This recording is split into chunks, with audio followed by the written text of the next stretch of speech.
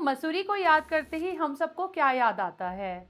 खूबसूरत वादियाँ, वहाँ के प्यारे प्यारे कलकल करते हुए झरने, ढेर सारा नेचर और वहाँ की खूबसूरती। मगर क्या आपको पता है कि मसूरी में एक ऐसी जगह है जो कि हॉन्टेड है?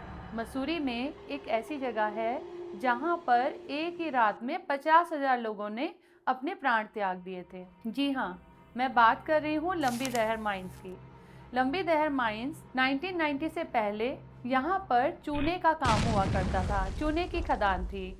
मगर साथ ही साथ वहाँ पर उस चूने की खदान में काम करने के लिए मजदूरों की सुरक्षा और स्वास्थ्य को लेकर ढेर सारे नियम भी लागू थे।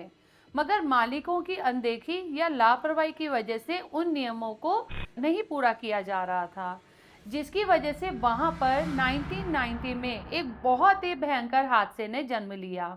और आप जानते हैं उस हादसे की वजह से क्या हुआ?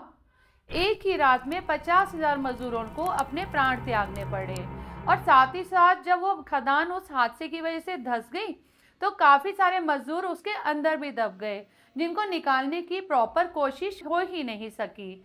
और उसी की वजह से काफ़ी समय तक उन मजदूरों की चीख पुकार की आवाज़ें वहाँ से आती रहीं।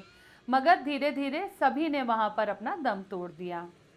और साथ ही साथ इस हादसे के बाद आसपास के क्षेत्रीय लोगों को भी बहुत सारे हेल्थ इश्यूज का सामना करना पड़ा। उसमें से कई सारे लोग धीरे धीरे मृत्यु को प्राप्त होने लगे।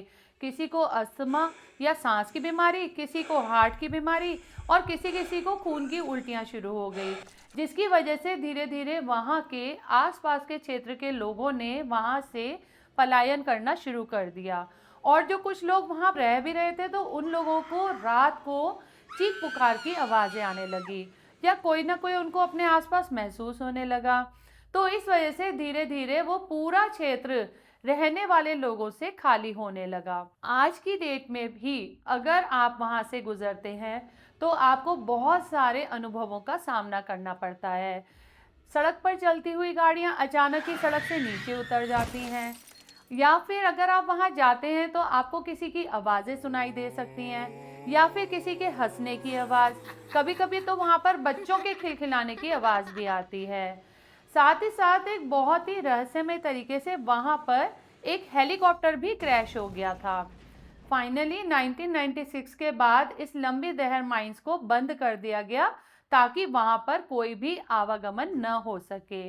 मगर आज की डेट में भी लोग वहाँ पर जाते हैं, कभी कभी पिकनिक भी मनाने लगते हैं, जिसकी वजह से उनको काफ़ी सारी परेशानियों का सामना करना पड़ता है।